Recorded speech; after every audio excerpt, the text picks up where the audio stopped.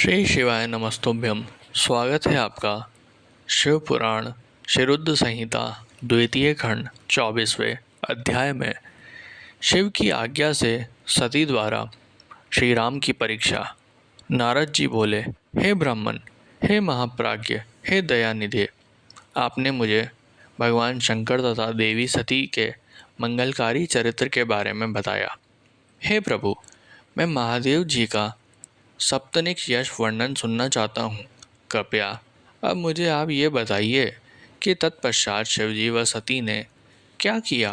उनके सभी चरित्रों का वर्णन मुझसे करें।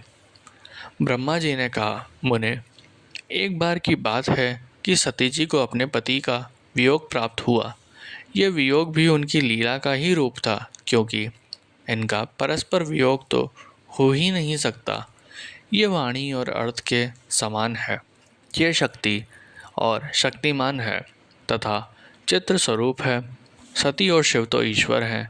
वे समय समय पर नई लीलाएं रचते रहते हैं।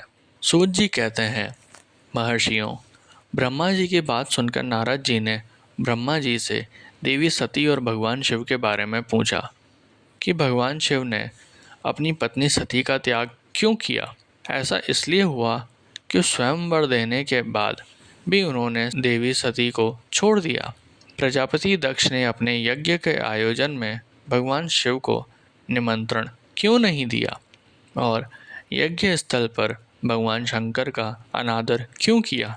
ये यज्ञ में सती ने अपने शरीर का त्याग क्यों किया तथा इसके पश्चात वहाँ पर क्या हुआ। हे प्रभु, कृपया कर मुझे इस विषय में सविस्तार बताइए। ब्रह्मा जी बोले, हे महाप्रज्ञ नारद, मैं तुम्हारी उत्सुकता देखकर तुम्हारी सभी जिज्ञासाओं को शांत करने के लिए तुम्हें सारी बातें बताता हूँ। ये सभी भगवान शिव की ही लीला है। उनका स्वरूप स्वतंत्र और निर्विकार है। देवी सती भी उनके अनुरूप ही है। उस समय की बात है, भगवान शिव अपनी प्राणप्रिया पत्नी सती के साथ अपनी सवारी नंदी पर बैठकर पृथ्वी लोक का भ्रमण कर रहे थे। घूमते घूमते वे दंडकारण्य में आ गए। उस वन में उन्होंने भगवान श्री राम को उनके भ्राता लक्ष्मण के साथ जंगल में भटकते हुए देखा। वे अपनी पत्नी सीता की खोज कर रहे थे, जिसे लंका का राजा रावण उठाकर ले गया था। वे जगह जगह भटकते हुए उनका नाम पुकार कर उन्हें ढूंढ रहे थे। पत्नी के बिछुड़ जाने के कारण श्री राम अत्यंत दुखी दिखाई दे रहे थे। उनकी कांति फीकी पड़ गई थी। भगवान शिव ने वन में राम जी को भटकते देखा, परंतु उनके सामने प्रकट नहीं हुए। देवी सती को यह देखकर बड़ा आश्चर्य हुआ। वह शिवजी से बोली, हे सर्वस्व, हे करुणा निदान सदाशिव, हे परमेश्वर, ब्रह्मा विष्णु सहित सभी देवता आपकी ही सेवा करते हैं। आप सबके द्वारा पूजित हैं। वेदांत और शास्त्रों के द्वारा आप ही निर्विकार प्रभु हैं। हे नाथ, ये दोनों पुरुष कौन हैं? ये दोनों विरह व्यथा से व्याकुल रहते हैं। ये दोनों धनुर्धीर वीर जंगलों में क्यों भटक रहे हैं? भगवान, इनमें ज्येष्ठ पुरुष की अंग कांति नील कमल के समान श्याम है। आप उसे देखकर इतना आनंद विभोर क्यों हो रहे हैं? आपने प्रसन्नतापूर्वक उन्हें प्रणाम क्यों किया? स्वामी कभी भक्त को प्रणाम नहीं करते। हे कल्याणकारी शिव, आप मेरे संशय को दूर कीजिए और मुझे इस विषय में बताइए। ब्रह्मा जी बोले, नारद, कल्याणमयी आदिशक्ति देवी सती ने जब भगवान शिव से इस प्रकार प्रश्न पूछने आरंभ किए तो देवों के देव महादेव भगवान हंसकर बोले, देवी, ये सभी तो पूर्व निर्धारित है। मैंने उन्हें दिए गए वरदान स्वरूप ही उन्हें नमस्कार किया था। ये दोनों भाई सभी वीरों द्वारा सम्मानित हैं। इनके शुभ नाम श्री राम और लक्ष्मण हैं। ये सूर्यवंशी राजा दशरथ पुत्र हैं। इनमें गोरे रंग के छोटे भाई साक्षात शेष के अंश हैं तथा उनका नाम लक्ष्मण है। बड़े भाई श्री राम भगवान विष्णु का अवतार हैं। धरती पर इनका जन्म साधुओं की रक्षा और पृथ्वीवासियों के कल्याण के लिए ही हुआ है। भगवान शिव की ये बातें सुनकर देवी सती को विश्वास नहीं हुआ। ऐसा विभ्रम भगवान शिव की माया के कारण ही हुआ था।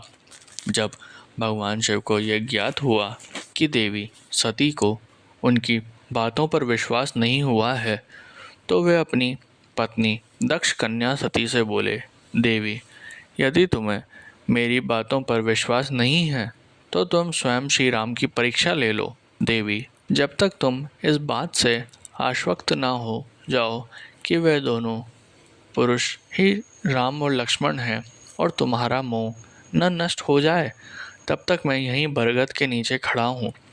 तुम जाकर श्री राम और लक्ष्मण की परीक्षा लो। ब्रह्मा जी बोले, हे महामुने नारद, अपने पति भगवान शिव के वचन सुनकर सती ने अपने पति का आदेश प्राप्त कर श्री राम लक्ष्मण की परीक्षा लेने की ठान ली। परंतु उनके मन में बार बार एक ही विचार उठ रहा था कि मैं कैसे उनकी परीक्षा लूं। तब उनके मन में ये विचार आया कि मैं देवी सीता का रूप धारण कर श्री राम के सामने जाती हूँ। यदि वह साक्षात विष्णु जी का अवतार हैं तो वे मुझे आसानी से पहचान लेंगे, अन्यथा वे मुझे पहचान नहीं पाएंगे।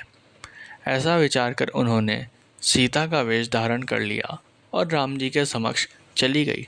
सती ने ऐसा भगवान शिव की माया से मोहित होकर ही किया था। सती को सीता के रूप में देखकर राम जी सब कुछ जान गए।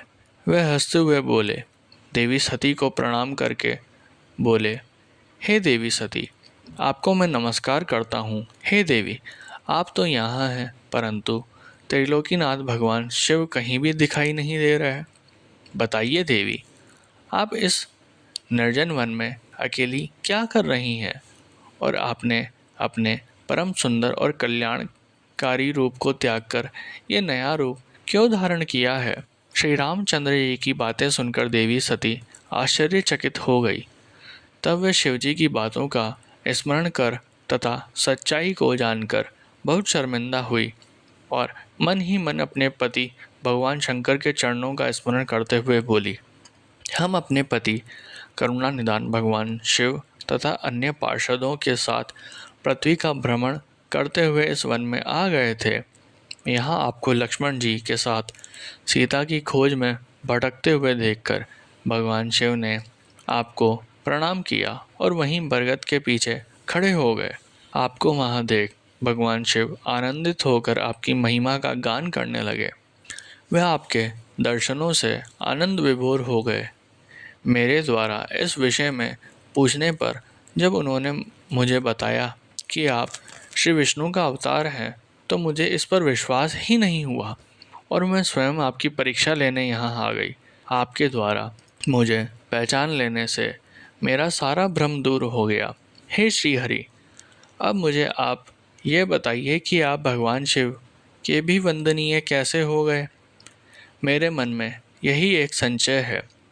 कृपया आप मुझे इस विषय में बताकर मेरे संशय को दूर कर मुझे शांति प्रदान करें।